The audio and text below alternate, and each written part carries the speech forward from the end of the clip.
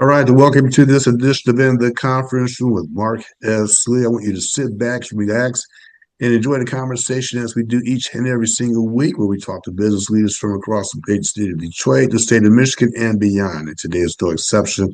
Hey, and by the way, the weather is slowly warming up. We know that spring is right around the corner. And you know what that means in Michigan? It means golf, although in this great state, people play golf year round. So we're going to spend some time talking a little bit about golf this morning and with the director of operations for the Game Above, the golf operations, Mr. Jordan Young. And I'm going to make sure I get it right. He's the Game Above's director of golf operations. I'll make sure I clearly articulate that. Jordan, thank you very much for joining me in the conference room. How are you? Well, thank you, Mark. Pleasure being with you to talk golf and some great things from Game Above. And it is getting a little warmer, not much, but a little warmer. We're getting there. We're getting there. And I love your backdrop because now you're getting me motivated right there. See that Yeah, that backdrop? sun's keeping my back nice and warm right now, so it's good. Yeah, yeah. So again, thank you very much for joining me. And you're also an EMU alum, by the way. Is that correct? Yeah, I played golf at Eastern 90 to 94. I was an on and off again volunteer coach with the golf team with Coach Cunningham for 12 plus years. And so I've been involved. It took about 6 years where I was stepped away a little bit, but I've been involved with the golf program and Game Above from its inception. So a little bit backstory. So Jordan is an EMU alum. I'm an EMU alum. He played golf at Eastern, and I ran track and field. So there's an EMU connection in terms of For sports. sure.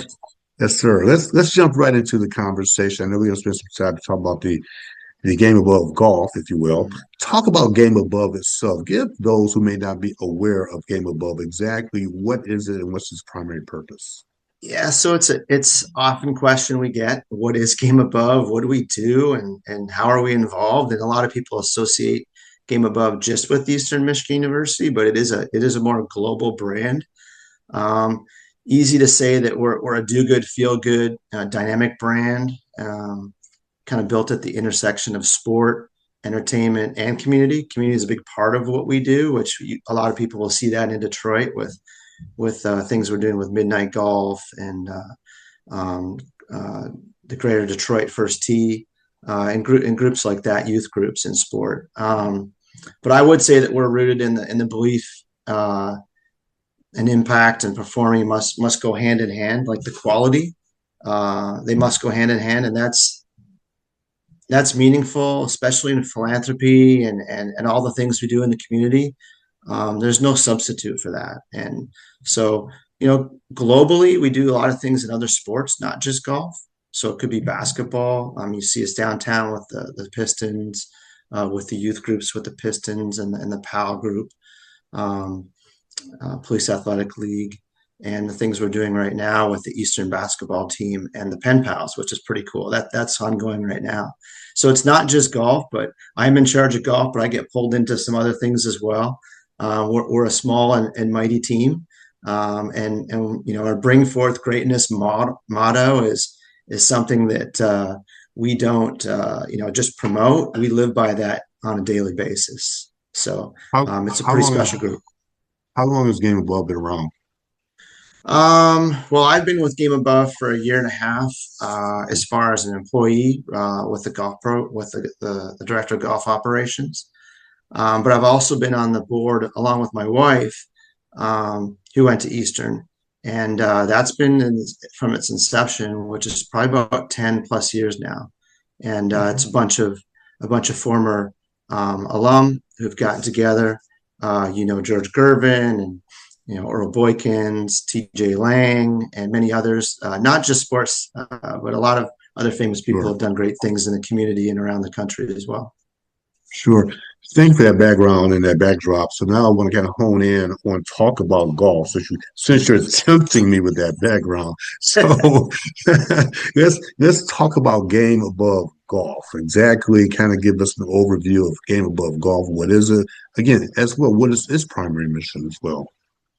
So, Game Above Golf involves a few different things. Obviously, we support the golf program, both teams, men's and women's teams at Eastern Michigan University, to the tune of about 20 million. Um, I know the budget was very much a lot lower than that when I was at school. So these players have a great opportunity. We can bring in some great talent. We've got some great coaches. We have a general manager as well.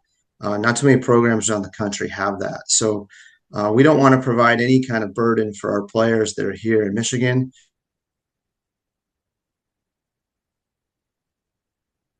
That come and play at rankings. So that's a big part of it.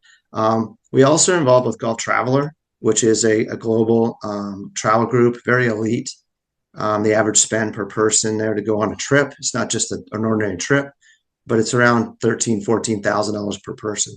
So we're a big part of that group ownership.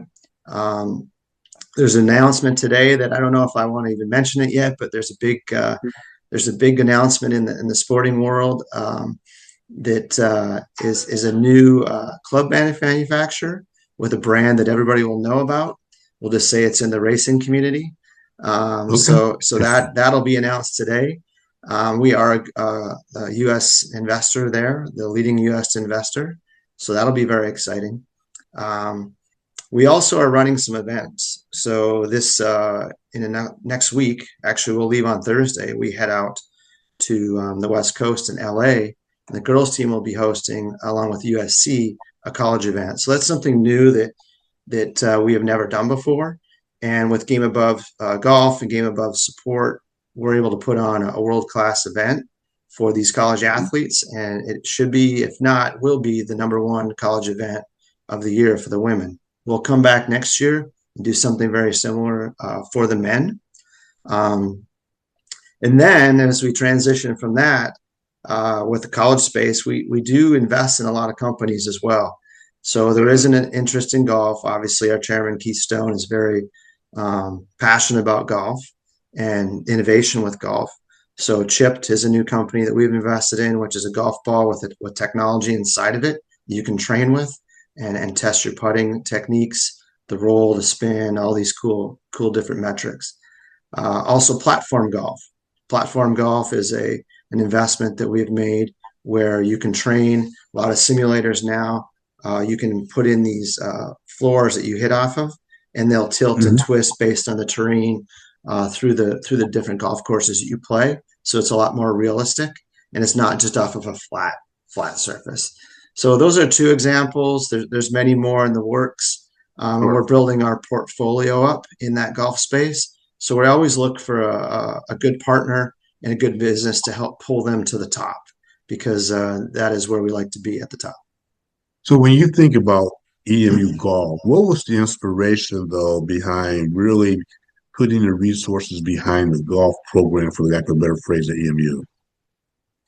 Well, I would say it's just a passion from all of us, whether it was, all former Eastern Michigan alumni and golfers, that we wanted to make a difference. And we wanted to give that, we'll call it the underdog type thought, that give us a chance. Who would have thought, from a northern school, and we've got a pretty big school right next to us that has done pretty well in the past, and another one that's just a little bit further down the road.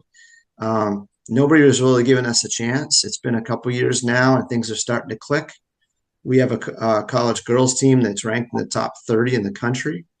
They've never been ranked higher than, maybe, I'm going to say 160-ish, something like that. Really, it was difficult to get players to come, and now we're getting top 100 ranked players from across the globe to come to Eastern. And so we have a fine group of women that are playing right now. And same with the men. Our men are a little bit slower to gel and get going. We've had some injuries, but they're moving up the ranks now and making some noise. And we do have these top players from around the world. So it's trying to give them an opportunity that they never had before, whether it be in college and out of college too. So the out of college component of it, when they turn professional, that's the final thing that we do is we sponsor and support 6 professional players right now. And several of them have been Eastern Michigan graduates. One of them is Brett White, who's playing on the Korn Ferry Tour, and his story is incredible. Bo Brout, who is from Brighton, who played at Eastern as well with Brett. Ty Saloni, as well, and they're doing great things. They're playing a lot of great golf. Brett's made all 5 cuts so far in the Corn Ferry. He's trying to get that PGA Tour card. So I think without Game Above support, it'd be very difficult for these players to get to where they're at.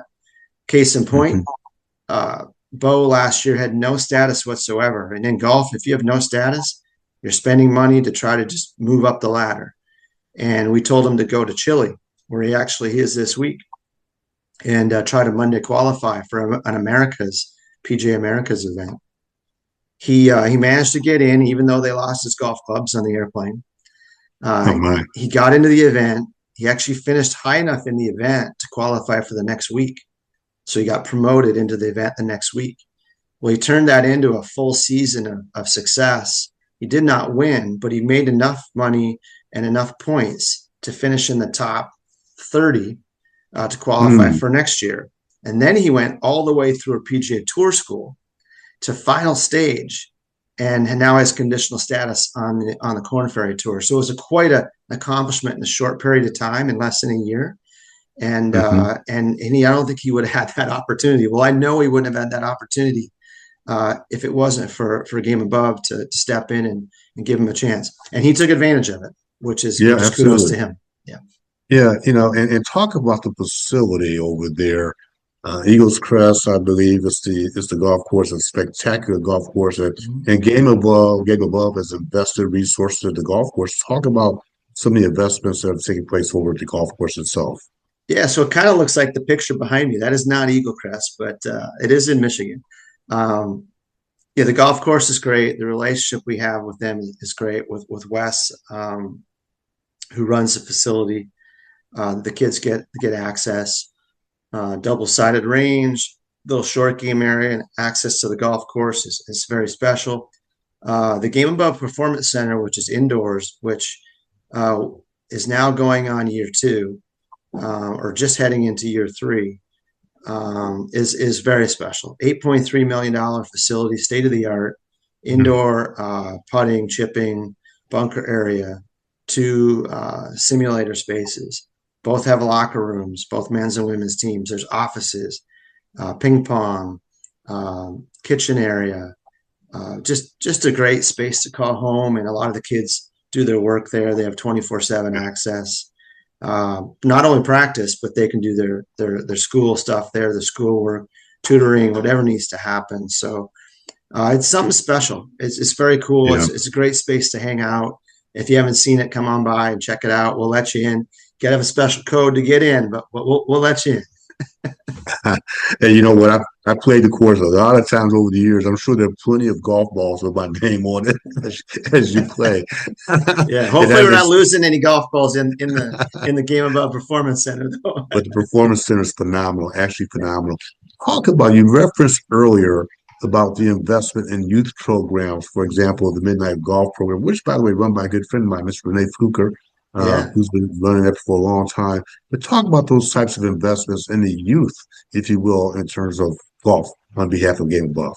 Yeah, I mean the youth is crucial to growing the game. I mean, as a PGA professional for 25 years myself, and academy builder, and watching a young player that did not go to Eastern, but James Pyatt, who I taught from 7 years old, and then handed him off to my coworker Brian Cairns, and we both went and watched him play at the Masters after he won the US Am. Mm, So I mean, pretty cool story there. So yeah, the youth within the community in Detroit, with Midnight Golf and what Renee Miss Fluker has done is exceptional over the years. We just thought it was great to get involved and do what we could to help out. We donated a check at the bowl game this past year to them, to help with their efforts, and then also last year the first tee Greater Detroit in their group, Mr. Curry. What we did there was we had a competition just like we did this year at halftime, where if you made some shots, we had, I think, Bo and Brett and Kyle Rhodes were out there hitting different shots to donate some money. So what we can do in the community is hugely important. There's so many great programs out there. We just try to find our way and see who's the right partner, and make sure we can make a difference and give those kids an opportunity. I think that's awesome. I mean, as a youngster growing up in Detroit myself, we were certainly not exposed to the game of golf Mm. going way back in the day. In fact, I remember my dad signing myself up, my brothers up, myself and my brothers, and we just weren't exposed to the game. And I remember as a 6, 7, 8, 9-year-old kid, I got out there, couldn't quite understand it, and now to see how that's changed with the partnerships with the programs that you're talking Mm. about and the investment in the resources is so cool to see how young people continue to become engaged in golf. And that leads me to my next question, which is the shifts that you're seeing within the golf industry or within golfers. And I'm talking specifically as it relates to off the course engagement. Obviously, women's golf, the continued exposure we're seeing. Let's talk about some of those major shifts that you're seeing within the golf industry at large. Yeah, I mean, there's been a lot of hesitation, I think, in women's golf in the past to get involved, for beginner women to get involved. And I think that's changed a lot. I think the LPGA has done a good job providing programs um, in kind of easing, let's say, that entry point. Um, the youth is the youth has been great, whether it's been through Dry Trip and Putt, what you've seen with the Augusta National Foundation. That's added a lot. I mean, everybody loves seeing that on TV the week before Masters. Um, the PJ Junior League, which is hugely successful. I remember I'm aging myself here, but I remember I started that program here in Michigan, and we didn't know if it would get off the ground. And I think we had 6 teams when we started. And I think there was only 14 teams in the whole state, and we had 6 of them the first year. And now there's probably hundreds of teams across the state. So that program is great. Again, it's not an elite competition type, but it allows the kids to play as a 2-person team and pull each Mhm. other along. So it's not so individualized, and you don't get singled out as a player. So that program is super important. Um, I think with the youth around the community, golf is difficult because first of all, it costs so much more money to play now, Yeah. and it's a lot of time. A lot of people don't realize that it takes up almost a whole day, and there's not very much access. Like to just go and get a tee time on a golf course in Michigan in the summer, it's not that easy. I mean, Uh, go try and do it right now in the South in Florida. Nobody wants you. So, yeah. right, doesn't Yeah. matter who you are, nobody wants you. So, I think number one is getting kids access to, say, an indoor facility, whether it be at Game Above Performance Center or many of these indoor simulator centers around the state now, because they're everywhere. Yeah. That eliminates the time, so you can only spend an hour versus 4 or 5, and it's a little freer. There's no pressure on somebody to post some kind of score. You don't have to put everything out. It's no slow play. All these barriers that have scared people away over time, and I think that's the best entryway, whether it be a range, dome, or indoor facility, and these small youth groups. I think that's the way we need to focus right now. It's so nice to see the investment in these types of opportunities. And on the women's side, speaking of EMU's golf team is doing very well, the women's golf team. And on a point of personal privilege, as you know, an adjunct professor at Eastern Michigan and had a couple of your golfers as my students, the twins, I guess Jasmine Yes. and Janae. They were my students and awesome young ladies, awesome golfers as well. Yeah, those are what a great story that the girls are, Jasmine and Janae Liveo, and they're uh they're chasing the championship this year, not only the MAC championship, but postseason, and hopefully compete for the national championship.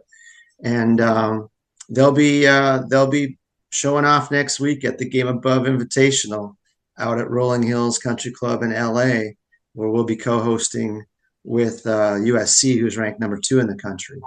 So we're Nice. really, really excited about that. The team's been playing well. They finished second a few weeks ago. They beat UCLA and also I can't remember the other team they beat, but they were both top 10 teams. And so it was huge. And I think this week coming up, which we'll leave on Thursday, will be very special. Game Above has put a lot of effort, resources, uh, into this, and we're going to celebrate girls golf. You'll be able to watch it live on CGN Network. It'll be Nice. Dave Marr will be broadcasting with a full team, and we'll be really excited to really surprise these women collegiate golfers, the student Awesome. athletes here, with some pretty cool things. So I'm really looking forward to it. I wish them the best of luck. And as we wrap up, one final question for you as we look ahead. Any other opportunities? What's next? What's next for Game Above? What are the other big events beyond next week? Is also on the horizon. What can we expect for Game Above moving Well, forward? I don't know. Let me check my phone. I might have a couple of text messages. That's how fast things happen. I mean, you Yeah. just never know on a daily basis. That's what's so exciting about what we do with Game Above Sports, and even Game Above Golf. Um, you just never know. I mean, with the big announcement today, I'm sure there'll be a lot going on, and we have a big week next week. We'll be planning for the men's event next in 2027 around this time at Sawgrass, which is exciting. Which um, the team will, or the PGA Tour will be there pretty soon. So yeah, we're excited about a lot of things in the golf space, and only things will get better, right? Bring forth greatness. Well, Jordan, I want to thank you very much for it. You're busy. You got a lot going on, obviously. Carving out a few minutes of your valuable time to talk to me about Game Above and specifically Game Above Golf. This is awesome to see the investment in the students and the athletes and the program, not just across Eastern Michigan University, but beyond as well. Thank you very much for your time. I appreciate it today. Well, thank you, Mark. Thanks for having me. All right. And for all of you, thank you for tuning in to this week's edition of In the Conference Room with Mark Esky. I want you to go out, make it a great day. Make it a great week. And as you know, the weather is, I'm looking out the window right now. The weather is turning. And every time I see that backdrop, I'm going to make me a tea time for tomorrow morning at 7 a.m. You're right. All right. We'll talk to you next time on In the Conference Room. Mark Esky. Take care, everyone.